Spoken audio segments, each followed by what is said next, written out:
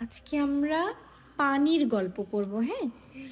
আচ্ছা, পানি আমাদের কি কাজে লাগে? পানি আমরা কি করি? আমরা কি জানি? কি করি আমরা পানি? পানি পান করি। পানি পান করি? কেমন করে? কি দিয়ে? গ্লাসে ঢেলে তারপরে সেখান থেকে পান করি। আর কি কি কাজ করি আমরা পানি দিয়ে? মুখ ধুই। আর গামছা দিয়ে মুছে। আর কি করি? তোমরা জানো পানি আমরা কি কি করি? মুখ ধুই, তারপর কাপড় চোপড় ধয়, নামাজের সময় অজু করে, নামাজের সময় অজু করে। আর কি করি?